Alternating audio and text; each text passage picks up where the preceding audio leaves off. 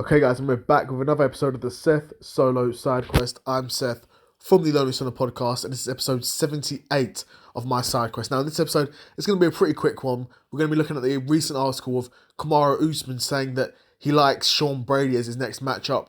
I think Kamaru Usman still sort of thinks of himself as one of these top contenders at welterweight, when I sort of think the division's low-key these past couple of years passed him by, where he's not really been very active. Obviously, he fought Hamza at middleweight and lost that fight, but it was very competitive. You know, I don't think Kamaru Usman, in reality, should be ranked as highly as he was. I think at one point, recently, before the Leon Edwards fight, I think Usman was at number 2. I don't know where he is now. I haven't checked the rankings, but there's a lot of matchups there that, like, okay, so Sean Brady, right? Sean Brady doesn't want to fight Usman next. So that's one thing, but I understand Usman has to look up in the rankings, obviously, because he wants to be pushing for another title shot, which is what Kamaru Usman wants. But I don't know how close he is to that at this point, considering, like I said, the division's moved on quite a bit these past couple of years. But yeah, Kamaru Usman wants a Sean Brady matchup, and a prime Usman v Sean Brady now would be a much more interesting fight than I think it would be now, where Usman's probably the better striker. No, not probably. He is the better striker. But Usman's not an amazing striker nonetheless. He's good on the feet.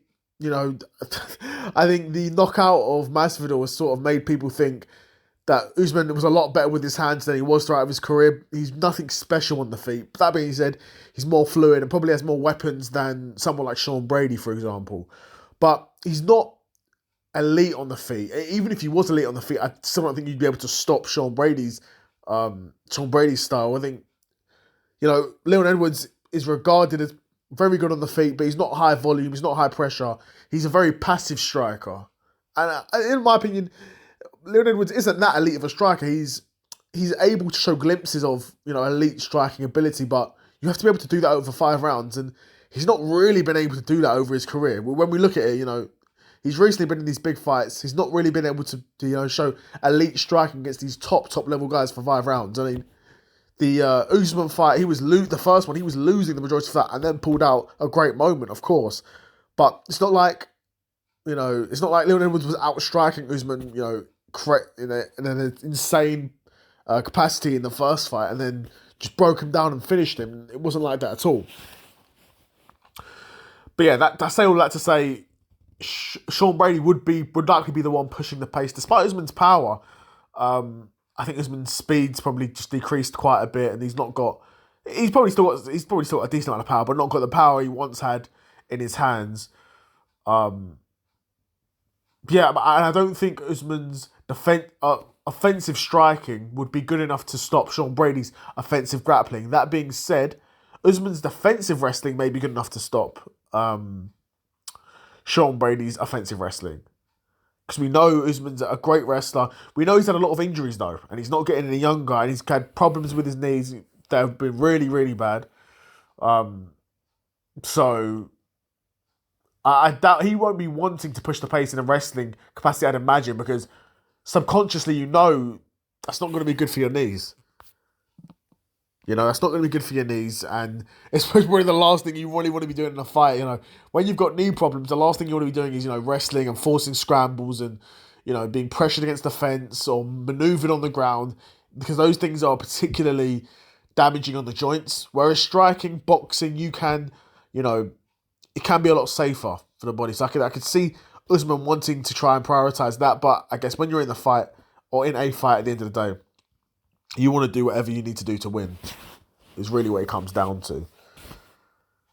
But yeah, that fight probably won't happen, because Sean Brady's next in line for the title, I'd imagine.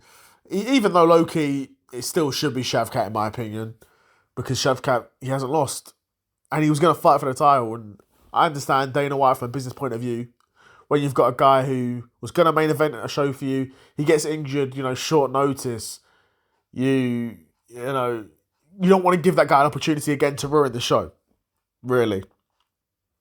But you have to look at it as like it was a freak accident, not ideal for the UFC and not ideal for Shavkat either. But I think after this fight, unless Bilal loses, even if Bilal loses, I think Shavkat's next in line for the title, to be honest.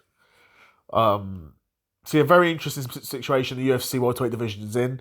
Usman, I understand Usman wanting to fight Sean Brady. Stylistically, it's not an awful matchup because, like I'm saying, you know, if Usman can keep the fight on the feet, because Usman's going to be, he's a good wrestler.